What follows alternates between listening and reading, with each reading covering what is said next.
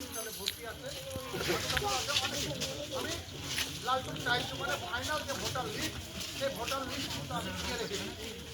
যাদের নাম ওইখানে ডিলিট হয়ে আছে তারা যাতে কালকের মধ্যে অনলাইনে করে তাদের যে রিসিভ কপি সেই রিসিভ কপিটা অন্তত জেরক্স করে একটা কপি কাছে রাখে এবং তার সঙ্গে যে ডকুমেন্টসগুলো দেওয়া হবে সেই ডকুমেন্টসগুলো রেডি করে রাখতে হবে। তার বাড়িতে নোটিশ আসবে এবং মোবাইলে মেসেজ আসবে।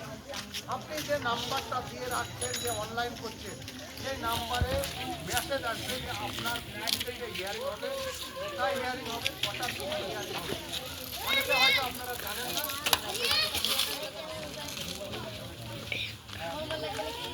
আপনার হাসপাতালে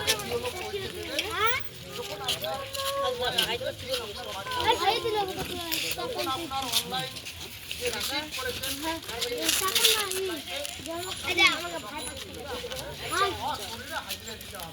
অনেক ছেলেমেয়েরা বাইরে কাজ করে, তাদেরকে বলেছি এই মুহূর্তে কেউ যাতে বাইরে না যায়, কেননা ইতিমধ্যে যারা অনলাইন করেছিল তাদের ট্রাইব্যুনালে হিয়ারিংটা শুরু হয়েছে।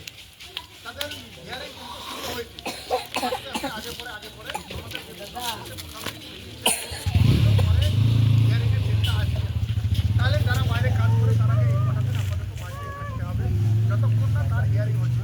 এর আগে তার গার্জেন নিয়ে হিয়ারিং করতে পেরেছে, এবার কিন্তু তাকে সশরীরে হিয়ারিং করতে হবে।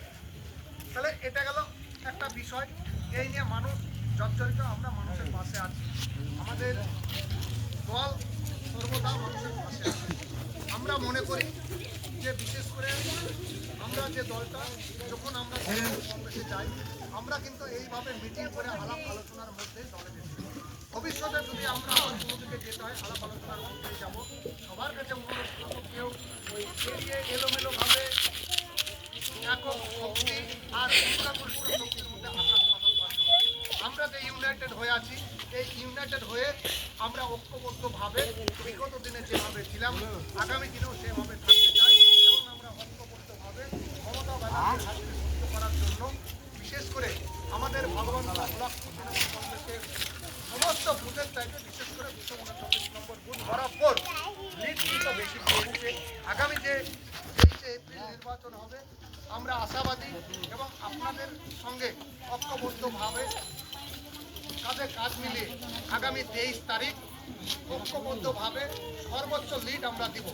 আমরা জানি বেশ কিছু মানুষ এখনো মুখ ফিরিয়ে আছে, তাদেরকে আমরা ভালোভাবে বোঝাতে হবে, কেননা বিপদে পড়লে তারিকুলের কাছে আসবে আর নির্বাচন আসলে অন্য দল করবে। একটা নির্বাচনই কিন্তু শেষ নির্বাচন নয়। মমতা ব্যানার্জি আবার ক্ষমতায় আসবে, তার কারণ বলছি, উদাহরণস্বরূপ বলছি আপনাদের, তৃণমূল কংগ্রেস প্রত্যেকটা বুথে প্রতিদ্বন্দ্বিতা করছে। উত্তরপাড়া বুথে ত্রিমুখী লড়াই হবে, ভালো করে অঙ্কটা ভালো করে মিলাবে। সিপিএম কংগ্রেস তৃণমূল নালে 1 ভোটও বেশি পাবে, চ্যালেঞ্জ ছুড়ে বলতে পারবে। চ্যালেঞ্জ দিয়ে বলবো নালে 1 ভোটও বেশি পাবে। তাহলে এখানে যদি তৃণমূল কংগ্রেস 200 পায়, সিপিএম যদি 199 পায়, কংগ্রেস যদি 198 পায়, মাঝপাড়া বুথে গিয়ে কংগ্রেসের সঙ্গে তৃণমূলের লড়াই হবে, সিপিএম 0 হবে। আপনারা দক্ষিণে যখন যাবেন সিপিএম 0 হবে, সিপিএম তৃণমূলের সঙ্গে কংগ্রেসের লড়াই হবে। তৃণমূল প্রত্যেকটা ভোটে যদি দ্বিতীয় হয় তাও 50,000 ভোটে জিতবে, গ্যারেন্টি দিয়ে চ্যালেঞ্জ ছুড়ে বলবো। তাহলে আজকে যদি আমাদের সঙ্গে তারা গাদ্দারি করে, আজকে সমস্ত সুযোগ সুবিধা তারা নেবে, ভোটের সময় অন্য রাজনৈতিক দলকে ভোট দেবে, নিশ্চয়ই এই নির্বাচন শেষ নির্বাচন নয়। আমরা তীক্ষ্ণ নজর রাখছি। আজকে মানুষ যেই বিপদে পড়ুক না কেন তৃণমূল কংগ্রেসের কর্মী হিসেবে তার পাশে কিন্তু আমরা দাঁড়াই। পুলিশ প্রশাসন হাসপাতাল যে কোনো সমস্যা হোক না কেন তার পাশে কিন্তু আমরা দাঁড়াই। সবকে আমরা নিশ্চয়ই বোঝানোর চেষ্টা করব।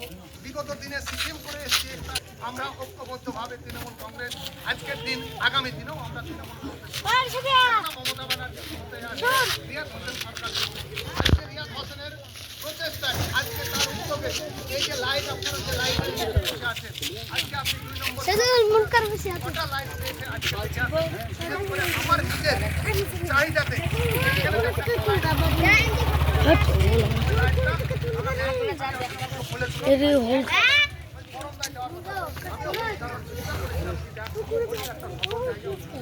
আজকে মিলের রাস্তা আজকে এরকম ভাঙাচোরা আমরা করতে পারিনি। রিয়াদ হোসেনকে ধরে তাকে বলেছিলাম, তাকে চিকিৎসা করেছিলাম, আমি কথা দিয়েছিলাম যে রাস্তা না করে কাউকে ভোটের কথা বলবো না। এই জায়গায়